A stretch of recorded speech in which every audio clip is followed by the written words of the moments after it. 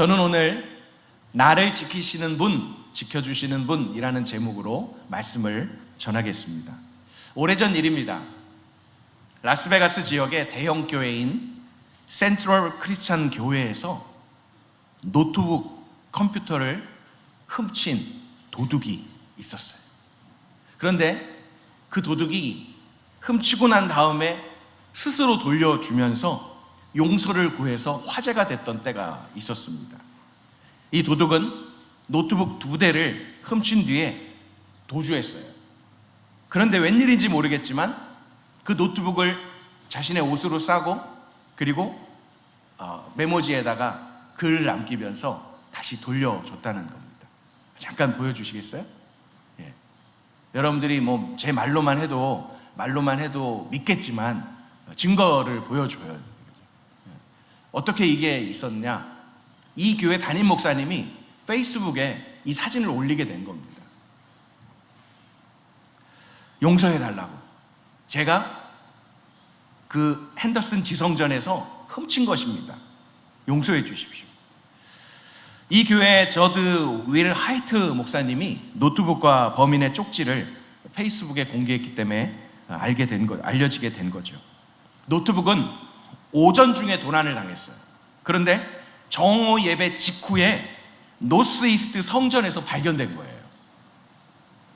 이날 윌 하이트 목사님은 사랑은 무엇이든 할 수 있다라는 주제로 설교를 하셨다고 합니다.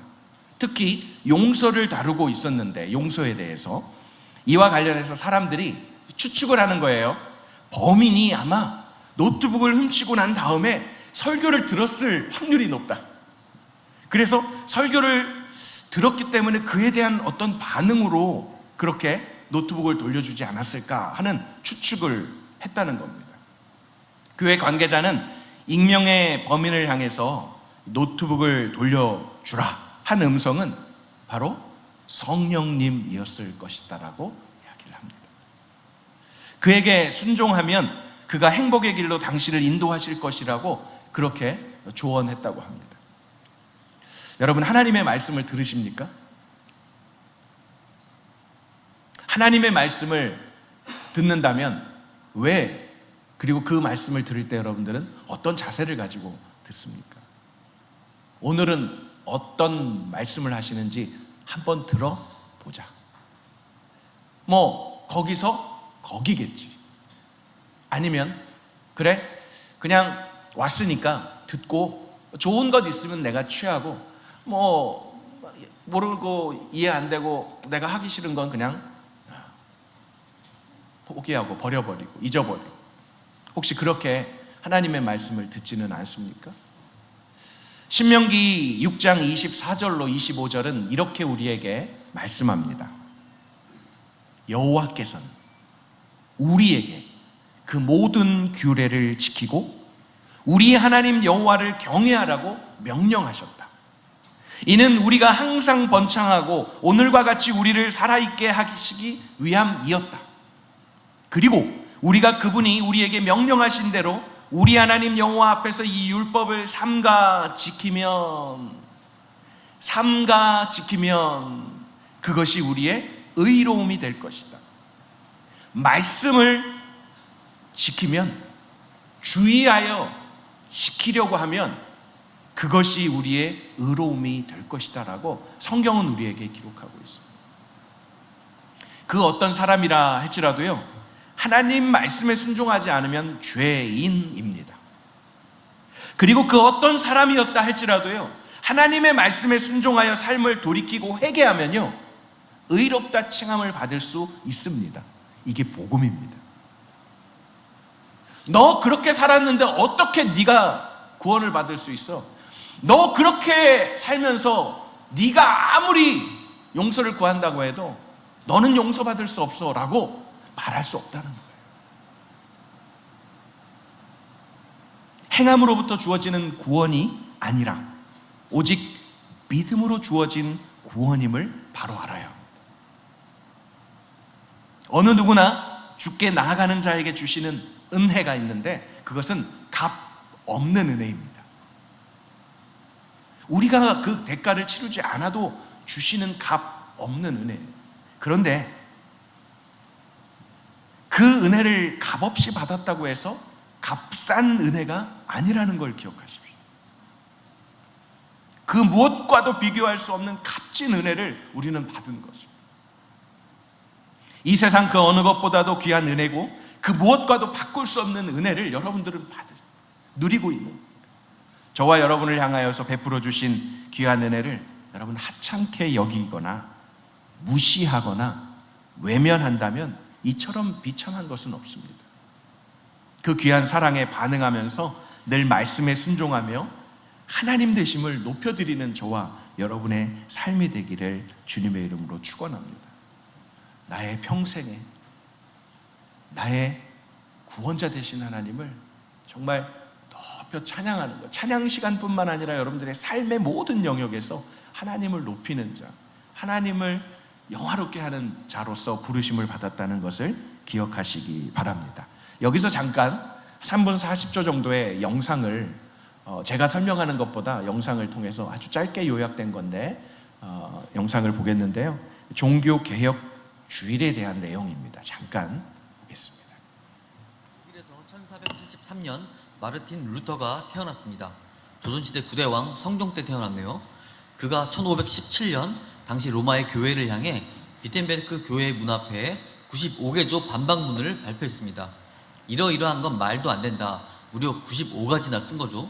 당시 인쇄술이 있었기 때문에 이는 더욱 빠르게 퍼져나가게 됩니다. 1517년 10월 31일에 발표를 했고 이것이 앞으로 있을 모든 종교개혁의 시작이기 때문에 매년 10월 마지막 주일을 종교개혁 주일로 정해서 지키고 있는 것입니다. 2022년은 10월이 5번째 주일까지 있기 때문에 10월 5번째 주일이 종교개혁 주일이 되겠네요. 프랑스의 종교개혁자이자 장로교의 창시자인 칼뱅이 말했습니다. 개혁교회는 항상 개혁해야 한다. 이 말은 개신교를 가장 잘 나타내주는 말이기 때문에 개신교에서 종교개혁을 기념하는 건 매우 중요한 일이라고 할 수 있습니다. 2022년은 종교개혁 505주년이 되겠습니다. 2017년이 종교개혁 500주년이었기 때문에 그때 한국에서도 큰 행사들을 많이 했었죠. 사실 종교개혁이라는 게 하루아침에 일어난 건 아니고 1500년대 당시 이미 가톨릭 교회가 많이 부패한 상황이었는데 이때 결정적 사건이 생긴 거죠. 바로 교회가 면죄부를 판매한 일이었습니다. 면죄부는 말 그대로 죄를 면하는 것을 돈을 주고 살 수 있다는 것인데요. 헌금을 낼 때 짤랑하는 소리와 함께 우리의 죄가 없어진다고 하는 내용이었습니다. 특히 천국과 지옥의 중간 단계라고 할 수 있는 연옥에 있는 사람들까지 천국으로 보낼 수 있다고 했기 때문에 더욱 많은 사람들이 헌금을 하게 된 것이죠. 지금 생각하면 말도 안 되는 것 같지만 그 당시의 교회의 권위는 지금으로서는 상상할 수 없는 엄청난 것이었고 일반 사람들은 성경을 볼 수조차 없는 시대였기 때문에 그렇다면 그런 것이었습니다. 면죄부를 판매한 이유는 당연히 돈이 필요했기 때문인데요. 권력 유지를 위해 돈이 항상 필요하지만 특히 그 당시 성 베드로 대성당을 건축 중이었는데 여기에 막대한 비용이 들어갔습니다. 그래서 이를 충당하고자 면죄부를 판매하게 된 것입니다. 당시 루터는 성직자이면서 비텐베르크 대학의 신학 교수였습니다. 성경에 대해 잘 알고 있는 인물이었죠. 그리고 누구보다 하나님 앞에 신실하게 살고 싶은 사람이었습니다. 그런데 아무리 생각해도 면죄부를 파는 것은 진짜 아니다 라고 생각했습니다. 이게 결정적 사건이 되어 무려 95개나 되는 반박문을 내고 종교개혁의 시작을 알린 것이죠. 그 누구도 교회의 권위 앞에 감히 나서지 못할 때 루터가 과감하게 나선 것입니다. 이건 자신의 목숨을 내놓는 일이었기 때문에 더욱 용기 있는 행동이었습니다. 그래서 종교개혁의 5대 구호가 이렇게 만들어집니다. 오직 성경, 오직 은혜, 오직 믿음, 오직 예수, 오직 하나님 앞에서. 그리고 그때부터 개신교회가 시작되어 지금에 이르고 있습니다. 우리도 어느새 안주하고 만족하는 신앙생활을 하고 있지는 않나요? 멈춰있는 신앙은 죽은 신앙이나 다름없습니다. 과거에 찬란했던 신앙을 이야기하는 것이 아니라 앞으로 우리가 해야 할 주님의 사명과 비전에 대해 이야기해야 합니다. 그것이 살아서 움직이는 신앙인 것입니다. 개신교회에 다니는 사람은 항상 명심해야 합니다. 개혁교회는 항상 개혁해야 한다. 예수님도 말씀하십니다. 또 이르시되 너희가 너희 전통을 지키려고 하나님의 계명을 잘 저버리는도다. 교회의 전통을 지킨다는 명분으로 그저 머물러 있는 신앙은 아닌지 2022년 종교개혁 주일을 맞이하여 돌아보는 시간이 되면 좋겠습니다. 마지막으로 영화 루터를 강력 추천합니다. 됐습니다. 강력히 추천 안 합니다. 보실 수 있으면 보셔도 여기까지는 곁에 해주시고요. 오늘은 종교개혁 주일, 기념주일입니다. 왜 중요한가? 왜 이렇게 세워야 돼? 이런 날을 기념해야 되나? 그것을 묻기 이전에 종교개혁 주일이 아닌 여러분들이 하나님 앞에 나와서 예배하고 하나님을 섬기며 하나님을 알아가는 매 순간순간이 왜 내가 믿고 그리고 따르고 그리고 전해야 되는가를 그 본질을 바로 알으려는 겁니다. 우리 공동체를 위해서, 교회를 위해서, 건물을 위해서, 어떤 목표를 위해서, 어떤 이슈를 위해서 거기로 빠져들어가면 방법에 있어서 얼마든지 이 면죄부라는 것이 아닌 또 다른 방식으로 얼마나 많은 교회들이 하나님의 그 영광과 거룩하심을 드러내기보다 자신들의 그 유익과 이익을 놓고 아웅다웅 다투고 싸우고 무너지고 깨지고 하는 일들이 일어나는지 모릅니다. 그래서 종교개혁 주일이어서가 아니라 우리 매 순간순간 우리는 우리의 삶의 참된 개혁을, 변화와 성숙을, 그러나 그 변화와 성숙은 또 다른 새로운 것이 아니라 말씀으로 돌아가고 성경으로 그리고 믿음으로 예수 그리스도께로 하나님께로 향하는 것이기 때문에 계속해서 강조할 수밖에 없습니다. 비텐베르크 성당문에 붙었던 95개조 방방문이 이 종교개혁의 시발점이 되리라고는 예상하지 못했었습니다. 이 대자보를 붙이고 난 다음 몇 년 뒤에 1521년 1월 3일에 루터는 파문을 당합니다. 그의 모든 직임이 다 정지가 되는 거죠. 파문을 받은 루터를 신문하기 위해 1521년에 보름스 종교 재판에서 루터는 성경의 증거와 명백한 이성에 비추어 나의 유죄가 증명되지 않는 이상 나는 교황들과 공의회의 권위를 인정하지 않겠다, 이렇게 선언합니다. 여러분, 그때에는요, 그 당시에는 교회와 교황 위에 말씀이 있어야 되는데 말씀 위에 교회가 있고 그 교회 위에 교황이 있었어요. 그러니 말씀을 중심으로 해서 내가 죄인이 아니라는, 죄라는 걸 밝혀봐라 한다고 하더라도 교황과 교회가 너는 죄인이야 그러면 그냥 죄인인 거예요. 지금은 여러분들이 이렇게 얘기하면 그 말이 안 되잖아요 라고 하겠지만 그 당시에는 그랬다는 거예요. 교황의 말이 말씀보다, 성경보다 더 위에 있었기 때문에 그렇습니다. 이것을 개혁한다는 게 한 사람 루터의 개혁으로 되겠습니까? 하나님께서 하나님의 사람들을 통해서 그 일들을 이루어 나아가셨다는 거죠. 지금도 마찬가지고요. 보름스 종교재판에서 루터는 이렇게 말합니다. 띄워주시겠어요? 네. 내가 여기 섰나이다. 나는 달리 할 수 없나이다. 하나님이여 나를 도우소서. 아멘. 그가 할 수 있는 일이 없는 거예요. 교황과 교회가 하나님의 말씀을 짓밟고 있는데 그것에 대해서 반박문을 냈는데 너 하면 너 유죄, 이렇게 얘기를 하니까 얼마나 답답하겠어요. 그러니 그는 내가 여기 섰나이다. 나는 달리 할 수 없나이다. 하나님이여 나를 도와주십시오. 이렇게밖에 말할 수 없는 거죠. 지금도 루터가 생존했던 집에는요, 이런 글귀가 기록되어 있다고 합니다. 시대의 흐름을 거스르는 곳에 누가요? 그리스도가 계시니라. 시대의 흐름을 거스르는 곳에 그리스도가 계시니라. 이 거스른다라는 표현이 against라는, resistance라는 그런 말들이 다 거기서 나오는 거예요. 좋은 말인데 굉장히 안 좋게 사용되죠. 그렇죠? 시대를 거슬러서 하나님의 나라로 향하여 나아가는 사람들이 얼마나 쉽지 않다는 것을 지금도 핍박과 환난 가운데 있는 자들이 있습니다. 왜요? 복음을 그리고 진리를 지키기 위해서. 루터가 작사 작곡한 고백의 찬양이 찬송가 585장입니다. 다 부를 것은 아닌데 여러분들 들으면 알 거예요. 한번 보여주시겠어요? 어떻게 하는지 알아요? 내 주는 강한 성이요 방패와 병기 되시니 큰 환난에서 우리를 구하여 내시리로다. 이거는요 그냥 내 주는 강한 성이요 이렇게 부를 수 있는 곡이 아니고 정말 피 흘리기까지 복음을 지키기 위해서 결단하면서 내 주님이 산성이시고 강한 성이심을 고백하면서 내 목숨을 주님이 책임져 주십시오라고 결단하며 부르는 그러한 찬양인 것입니다.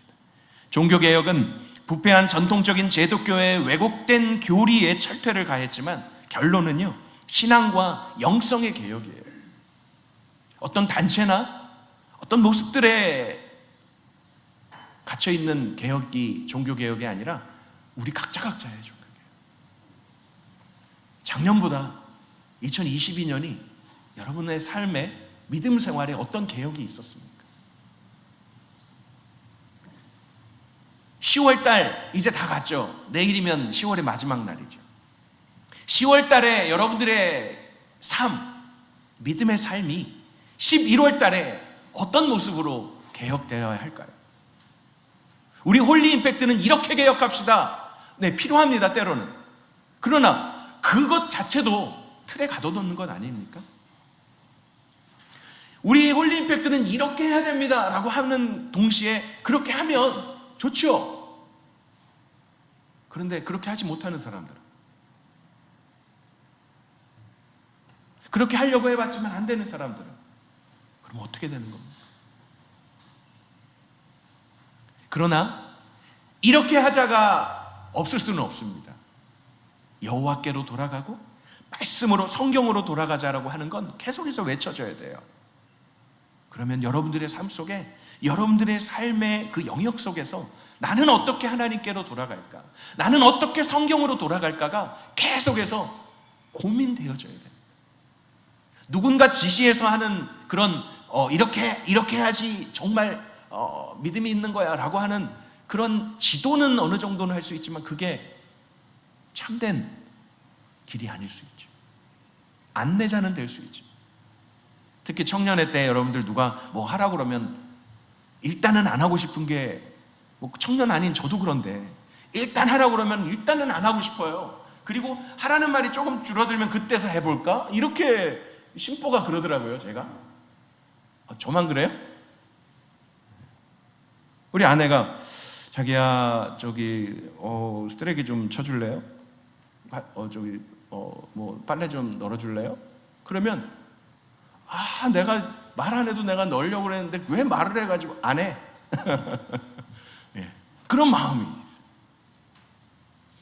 말씀으로 설교 시간뿐만 아니라 순모임이나 그리고 믿는 믿음의 형제 자매들이 함께 모였을 때 나는 이렇게 살아야겠어 라고 말할 때 그 지체가 그렇게 고백하는 것 여러분들 정말 귀하게 듣고 기도해 주십시오. 그 지체가 그렇게 고백한다는 건 그 본인이 그렇게 결단하고 느끼고 해보려고 하는 거예요. 그것에 대해서는 정말 지지해주고 응원해주고 기도해 주십시오. 그러나 함부로 넌 이렇게 살아야 돼 라고 말하는 것에 대해서는 조금 생각을 하고 말씀하십시오. 목사인 저라고 할지라도 여러분들에게 너 이렇게 살면 안 돼 라고 말하고 싶을 때가 한두 번이 아니에요. 그런데 어때요? 다시 참아요. 그리고 저에게 먼저 적용시켜봐요. 너는 이러죠. 너는 그러면 또 들려요. 이렇게 메아리처럼 너나 잘해 막 이렇게 들리더라고요. 그러니까 제가 그래도 또 그러면 또 얘기하고 싶은데 그때 다시 한번 주님께서는 십자가를 지시면서 십자가 위에서 뭐라고 하셨나요? 아버지여 저들은 저들이 하는 것을 알지 못하나이다. 예수님조차도 우리의 죄를 정죄하지 않으시고 우리의 죄를 친히 지시고 그 십자가를 지셨어요. 아버지의 뜻이니까. 그래서 다 이루었다라고 말씀하세요. 그렇다면 여러분, 서로를 위해서 우리 깨워주고, 영적으로 깨워주고, 너 그렇게 살면 안 되라고 경고가 아닌 권고하고 하는 것들을 하지 말아야 됩니까? 아닙니다. 필요합니다. 그러나 하나님 앞에 먼저 말씀으로 서서 사랑하는 마음으로 그렇게 이야기를 해줄 수 있었으면 좋겠어요. 나는 되는데 너는 왜 안 돼? 라고 깎아내리는 것이 아니고 비교의식 속에서 반발하는 게 아니라 서로 사랑하는 마음으로 함께 개혁해 나가는 거예요. 함께 리폼도 해나가는 거예요. 함께 리스타트 하는 거예요. 2022년 이제 2달 남겨놓고 있습니다. 이 2달을 어떻게 보내시겠습니까? 대부분의 우리 호림들이 지금도 오늘 한국에서 1명 돌아왔지만 지금 한국에 4명이 가 있고 이번 주에 한 3명이 가고 다음 주에 또 막 줄줄이 막 이제 가요. 그래서 이제 점점 여기는 이제 텅텅텅텅 비어들 거예요. 12월과 1월 달은 정말 몇 명이 남을지 정말 기대가 됩니다. 그러면 여러분, 예배는 없는 건가요?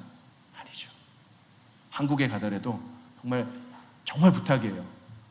특별한 이상이 없는 한, 셀프 아이솔레이션을 하지 않는 이상, 코로나를 걸려서 어디 나가지 못하는 이상 여러분 있는 곳에서 예배하십시오. 여기 뉴질랜드보다는 한국에서 예배드리기가 더 쉬울 거예요. 왜요? 가는 곳마다 교회가 있으니까, 건물마다 교회가 있으니까 어디 교회 없다고 못 간다는 핑계 못 할 거예요. 예배 드리십시오. 예배에 목숨을 걸라고 말하고 싶어요. 그것은 나를 위해서, 너를 위해서, 아니요, 하나님의 그 뜻이고 하나님의 명령이십니다. 그것을 루터는 목숨을 지키면서 목숨을 아까워하지 않으면서 목숨을 바치면서까지 개혁 신앙을 외쳤습니다. 그래서 나온 이제 슬로건이라고 할 수도 있지만 우리가 정말 잊지 않고 해야 되는 게 바로 오직 믿음입니다. 그리고 오직 은혜입니다. 그리고 오직 성경으로입니다. 오직 하나님께 영광입니다. 이 하나님께 영광이라는 것 안에 오직 예수, 오직 하나님, 오직 성령님, 그리고 하나님의 시선 앞에서 코람데오의 신앙이 여기서 나온 거예요. 종교개혁을 통해 가톨릭과 대비되는 개신교가 탄생했습니다. 한국을 비롯한 세계교회는 10월 마지막 주를 종교개혁 주간으로 마지막 주일을 종교개혁 주일로 지키고 있습니다. 지킨다고 해서 개혁이 되는 게 아니에요. 그러나 다시 한번 리마인드 하는 거죠.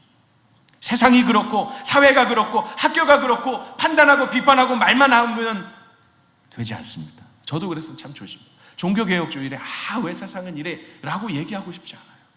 얘기하지 않아도 알잖아요. 변화도 개혁도 자기 자신으로부터 시작돼야 되기 때문에 여러분의 믿음과 신앙생활을 점검해보는 그런 시간이 되셨으면 좋겠습니다. 지금 하나님을 경외하는 마음이 여러분들 안에 있습니까?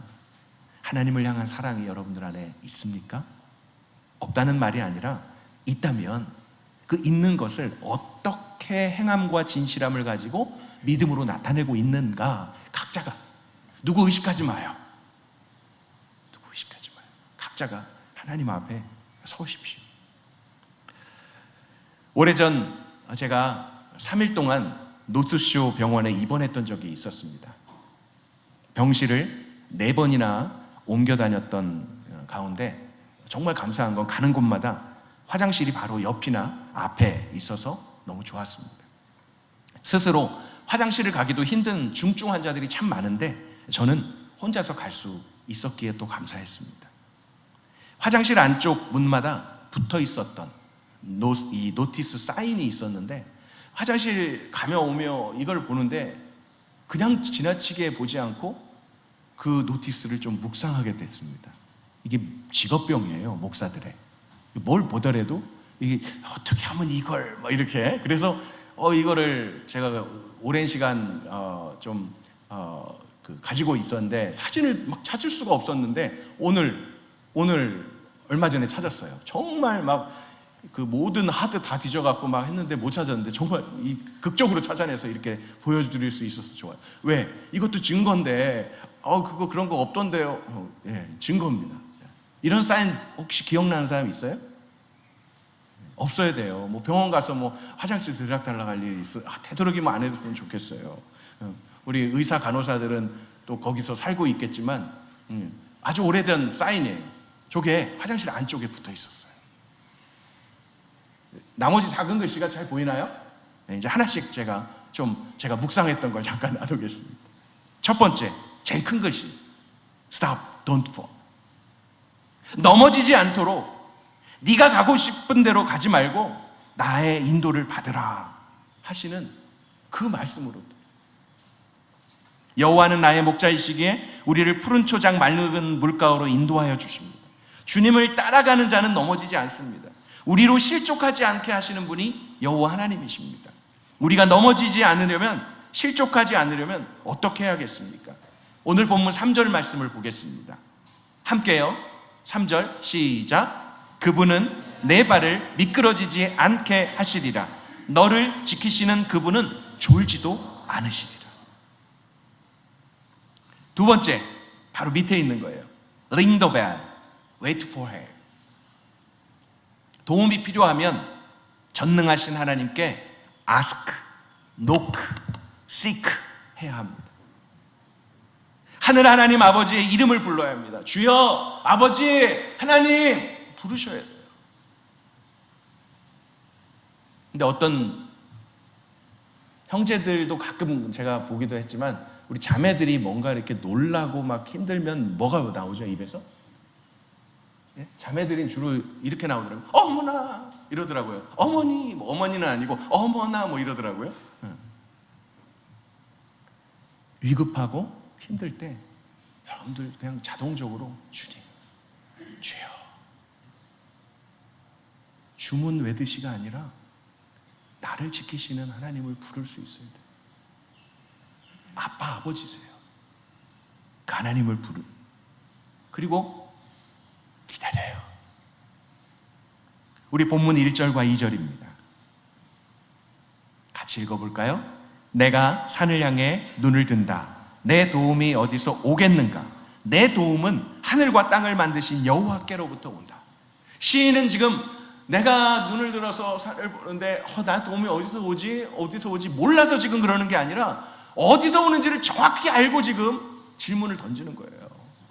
나의 도움은 하늘과 땅을 만드신 여호와께로부터 온다라고.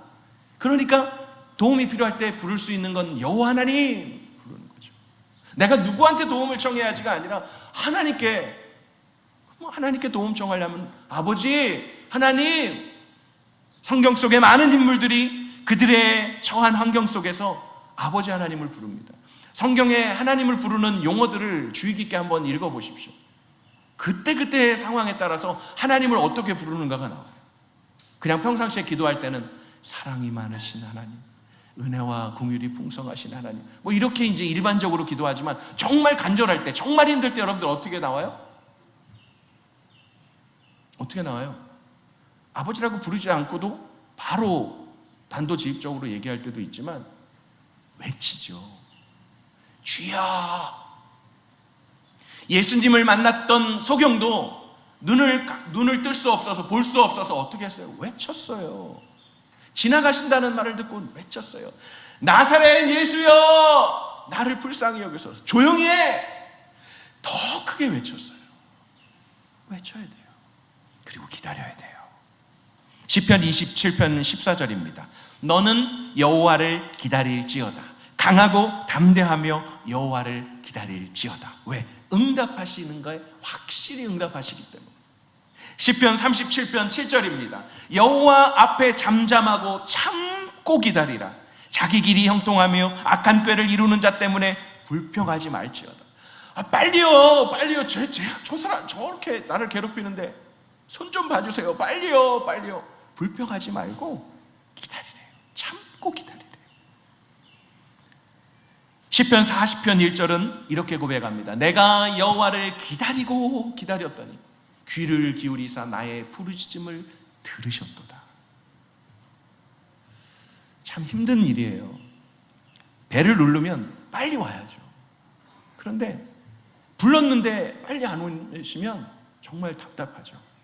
그런데 성경의 많은 인물들이 이 기다림의 시간들을 통해서 성숙해지고 단단해지고 강해지는 걸 봅니다. 세 번째, use the handrails. 여러분 주변에 있는 지지대를 붙잡아야 합니다. 혼자서는 힘듭니다. 그래서 우리는 공동체가 필요한 거예요. 믿음의 동역자들이 필요한 것입니다. 도움을 받는 것은 창피한 것이 아닙니다. 때로는 도구를 이용하여 잡고 일어서야 할 때가 있습니다. 그리고 넘어져 있는 지쳐 있는 지체가 있다면 잡아 주십시오. 등 두드려 주십시오. 아니요, 잡고 등 두드려 주는 것도 필요하지만 때로는 그냥 옆에 아무 말 안 하고 옆에 그냥 있어만 주십시오. 그래도 그 사람이 일어날 힘이 될 것입니다. 우리 하나님께서 여러분의 주변에 만들어 예비해 놓으신 핸드레일들을 이용하시기 바랍니다. 이사야 41장 10절입니다. 너무 잘 아는 말씀이죠? 같이 한번 읽어보겠습니다. 시작.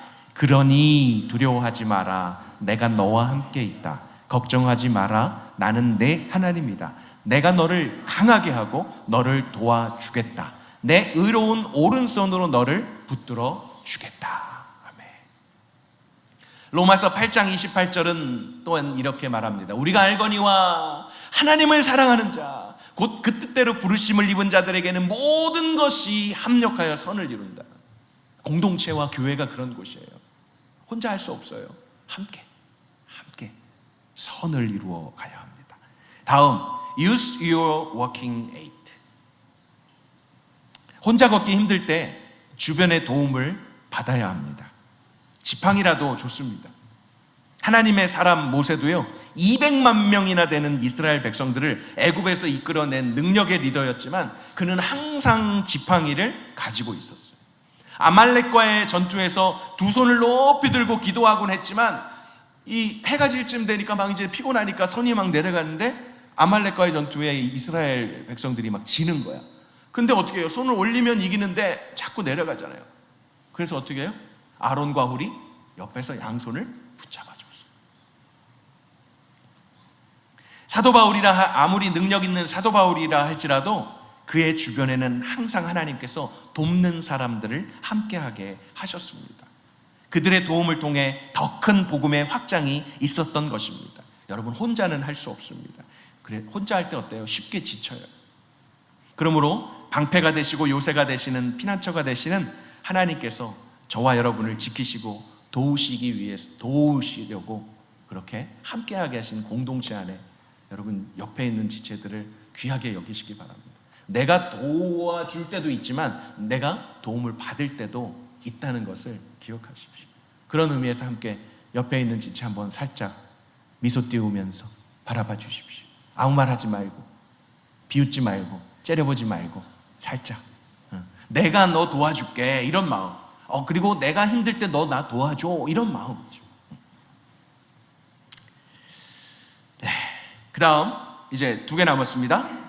힘내요. 자, take your time. 시간을 가져야 합니다. 성급해서 안 돼요. 종교개혁이 지금 505주년이 됐다고 뭐 많이 달라진 거 있지만 뭐가 별거 아닌데 이렇게 말할 수 있지만 그것도 시간이 필요한 거예요. 하나님 앞에 나아가 하나님과 친밀한 시간을 가지며 자신을 돌아봐야 합니다. 후회만 하고 한탄만 하고 자책하며 주저앉아 있는 것이 아니라 하나님 보좌 앞에서 머무는 시간이 필요해요. 이것이 회복의 길입니다. 여러분 2022년 마지막 남은 2달을 그런 시간으로 삼으시기 바랍니다. 11월 1일부터 매일 저녁 8시에 유튜브로 다니엘 기도회가 21일간 진행돼요. 이것은 한국교회뿐만 아니라 전 세계에 있는 교회들이 같이 동시에 이제 시작됩니다.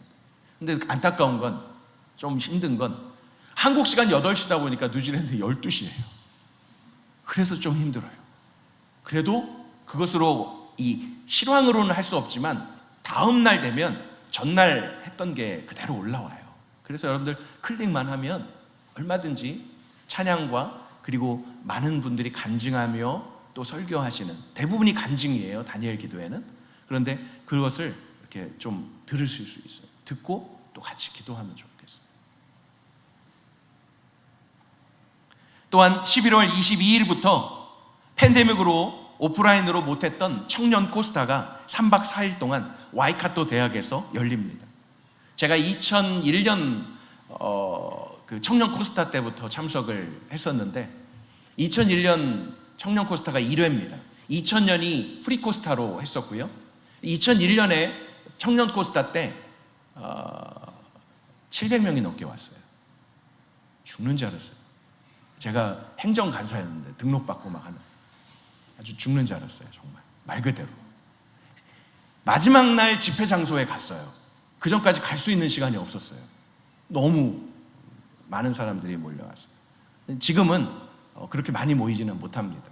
그러나 하나님의 말씀 앞에 자비량으로 전 세계에서 강사님들이 오십니다.